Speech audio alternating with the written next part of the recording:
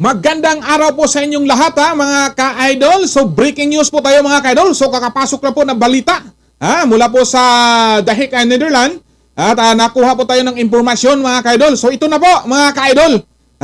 So ito na po ang inihintay ng taong bayan. So kumpirmado na mga ka-idol na po ng interim release si former President Rodrigo Roa Duterte mga ka-idol. So ito na po ang ating hinihintay mga ka-idol. So sana sa pag-uwi po niya sa Pilipinas mga ka-idol, mabigyan po natin ng selebrasyon ang kanyang pag-uwi mga ka-idol. So sa lahat po ng mga supporters, mga DDE supporters, mga nagmamahal po ni former President Rodrigo Duterte, ito na ang panahon mga ka-idol lang ating hinihintay. Breaking news po mga ka-idol mula kay Sir Alvin Torrize mga ka-idol. Siya po na ating kinuhaan ng update dahil po siya po nandun po sa The Hague, Netherlands. Tagalog po.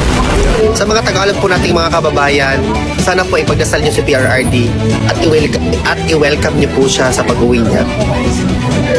Emotional ko ba? I don't want to cry.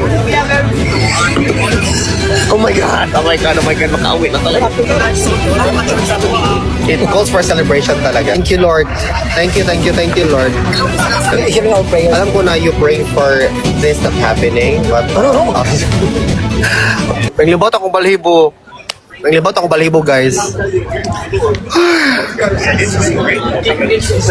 My God, kakagigil. Tagalog po.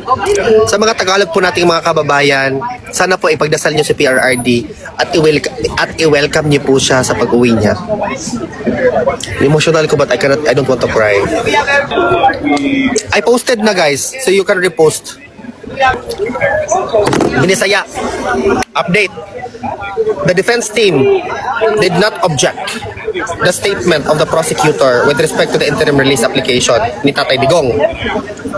All the more, ang gobyerno sa Pilipinas wala nag-object. Karon, nakulbaan na si Anticlair, nakulbaan.